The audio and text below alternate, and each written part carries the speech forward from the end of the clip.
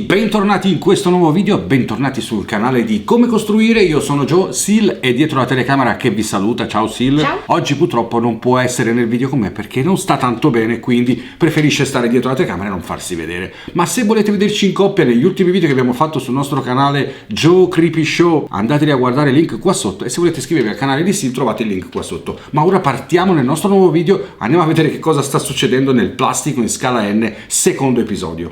Prima di cominciare, raga, voglio farvi vedere che grazie alle donazioni, trovate il link qua sotto, per se volete donare su GoFundMe fatelo, ci date sicuramente una mano perché stiamo andando avanti anche grazie al vostro supporto, e grazie appunto alle donazioni che sono arrivate qualche giorno fa abbiamo potuto comprare qualcos'altro e ora vi faccio vedere che cosa. Intanto è arrivato questo nastro, eccolo qua, sì, fallo vedere te, facciamo prima. Questo nastro, ragazzi, è un nastro biadesivo della misura di circa appunto 3 mm ed è praticamente un materiale che potete trovare a bricolage semplicemente, che va a sostituire il classico nastro della Woodland Scenic, che è praticamente uguale a questo, solo che la Woodland ve lo fa pagare un botto e dovete aspettare circa un mese per riceverlo a casa. Ovviamente questo è un materiale utilizzato nel mondo appunto del bricolage, ma va benissimo per quello che dobbiamo fare. Ve lo farò vedere dopo perché questo ci servirà per l'appoggio dei binari, appunto per tenerli rialzati un po' da terra per creare poi la massicciata. È una figata pazzesca, è anche fono assorbente, quindi renderà il rotolio,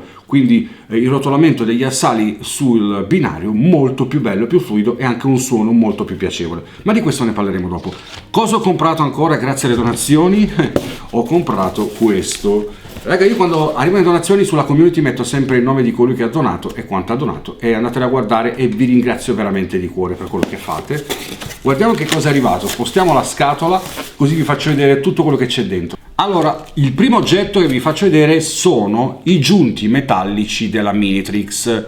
Sono quelli che servono appunto, se zoomi un pochino, a tenere collegati i binari. Per quelli che magari mi stanno seguendo da poco, che non conoscono questo mondo, questi sono dei giunti metallici che permettono di mantenere bloccati un binario con l'altro e far passare ovviamente la conduzione della corrente elettrica tra un binario e l'altro. Oltre al fatto che vi ricordo sempre che potete anche saldare. Ma infatti tra poco vi parlerò meglio di questa cosa. Minitrix 66525, quindi questi qui li ho comprati all'interno di questo pacco che vi sto facendo vedere, che ci serviranno sicuramente per 2-3 moduli sicuramente, perché dentro ce ne sono 20. 2 pacchettini di filo, ok, colorato praticamente del colore blu e del colore nero della Faller. L'ho presi perché ci serviranno da saldare sotto i binari per i collegamenti di questo modulo. Sono come codice, se volete imitarmi nel plastico, 163782 e 163786 della Faller. Sono dei cavetti da 10 metri, sezione 0,04, adatti proprio a quello che dobbiamo fare. Quindi se volete imitarmi e fare il modulo insieme a me, acquistateli. Trovate anche il link qua sotto su Amazon. Se volete appunto collaborare con me, su Amazon trovate il link per acquistare col mio codice, dove praticamente non fate altro che supportarmi gratuitamente. Tada! Massicciata, quella per la scala N, codice 0974 della Nocco. Abbiamo scelto questa colorazione, l'ha scelta Sil, vero Sil? L'hai scelta te? Sì, l'ho scelta io. Perché l'hai scelta te?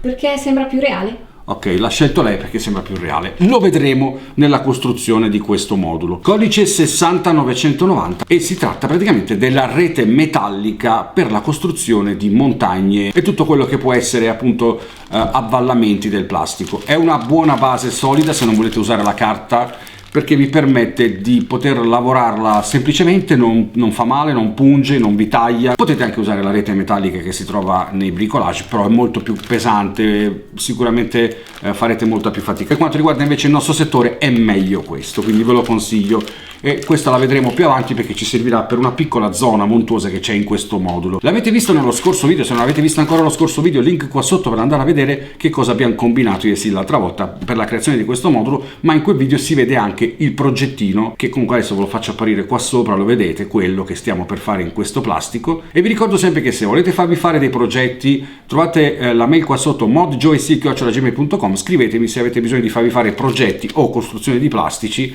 e mi occupo di questo, quindi vi faccio i preventivi via mail in maniera molto privata e dettagliata. Ora passiamo all'ultimo articolo che abbiamo acquistato. Eccolo qui, è il Faller 170664. Che cosa sarà? Non è dentifricio.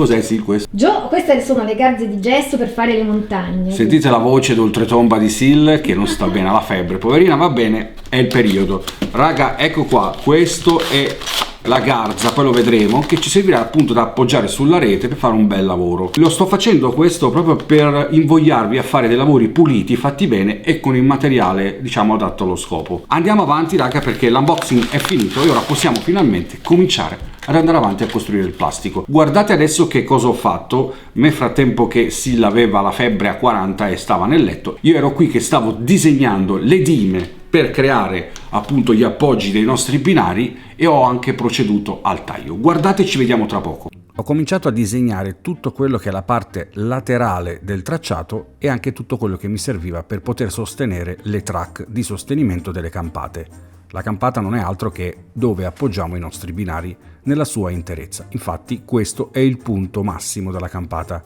In questo caso sto disegnando il tracciato che viaggia a circa 10 cm dal livello 0. Come potete vedere ne ho disegnate due, sia quella che viaggia a 10 cm che quella che viaggia a 4 cm. Questa invece è la campata lunga, quella col rettilineo, che viaggia appunto a 4 cm ed è stato molto semplice disegnarla. Mentre per quanto riguarda quella dove appunto c'è la curva, il track in curva, ho dovuto utilizzare un righello flessibile per facilitarmi le operazioni di disegno. E poi andremo al taglio ovviamente.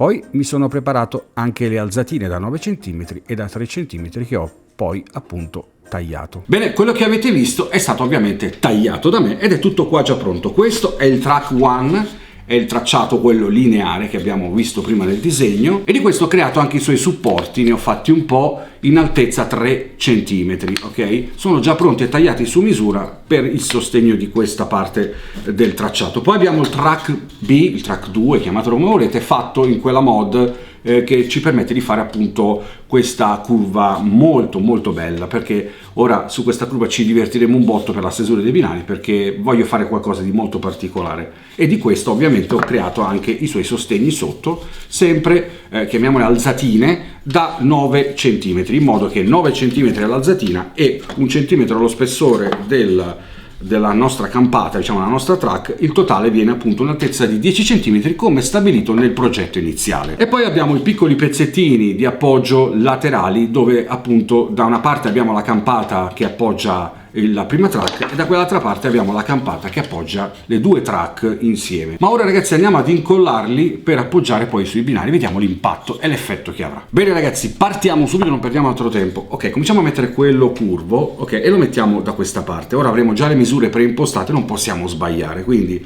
una cosa importante da fare è darci più o meno un'idea di come verrà. Ok, questo verrà più o meno qui.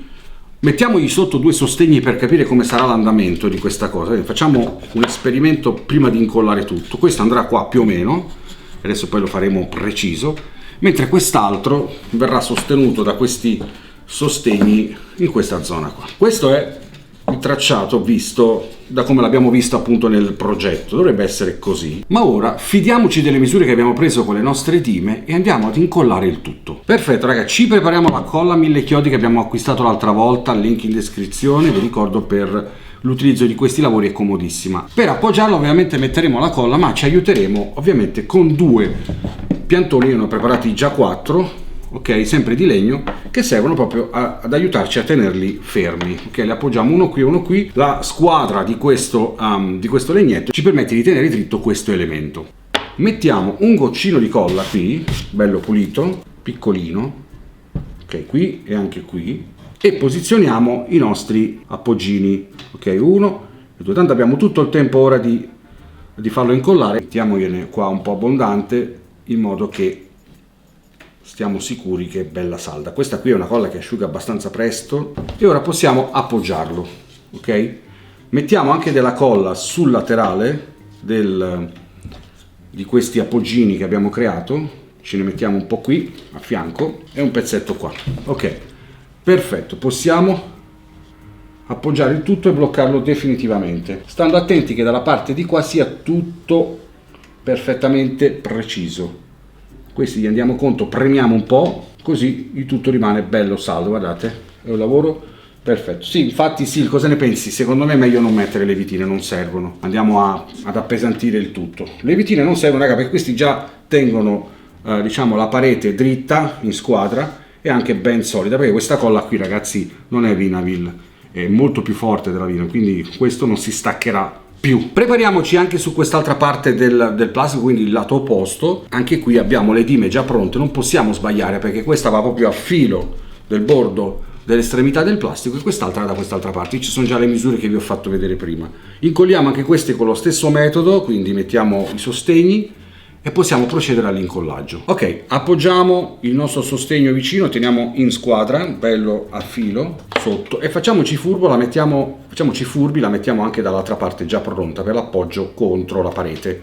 Ok, ora si toglie la parete e appoggiamo il nostro pezzettino di appoggio, bello, perfetto, e andiamo a mettere la colla sotto all'altro pezzetto. Ok, bella abbondante su tutta la base. È bella pesante questa colla, sì, ci vuole un po' di forza effettivamente per farla uscire, però è potente. Ok, questo lo possiamo appoggiare definitivamente. Sil, controlla anche tu col tuo occhio magico se è tutto a filo. Secondo me sì. Sì. Allora ci siamo, raga. La colla che esce in eccesso gliela mettiamo sopra, così. Stesso lavoro da questa parte, anche questo deve andare a filo, non possiamo sbagliarci. Ci aiutiamo col nostro pezzettino di legno aggiuntivo, segniamo e cominciamo a mettere la colla anche qua. Perfetto, e poi un po' di colla anche su questo, mettiamo un pochino anche qui e vai Sil, alla grande, appoggiamo, bello a filo, perfetto ragazzi, e a filo anche questo. Ok ragazzi, ora dobbiamo aspettare un attimo che si asciuga la colla e quindi poi appoggeremo sopra le nostre track.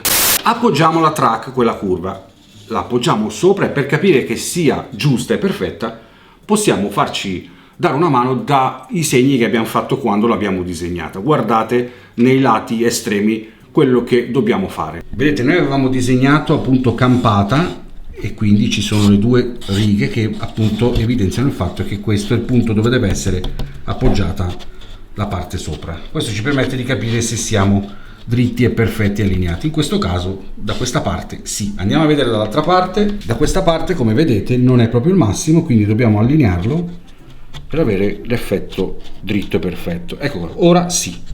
Quindi a questo punto abbiamo tutto in dima. Quindi cosa facciamo adesso? Abbiamo capito che è perfetto, andiamo a mettere la colla e lo appoggiamo. Metteremo su dei pesi e aspettiamo una notte intera. Colla solo sul track e anche qua solo sul track. Abbiamo i segni per poter capire dove metterla, per non sprecare colla inutilmente. Ora andiamo ad appoggiargli sopra il nostro track. Vediamo di rifare lo stesso lavoro che abbiamo fatto prima, stando attenti perché adesso sarà definitivo. Premiamo un po' per fare un po' di pressione.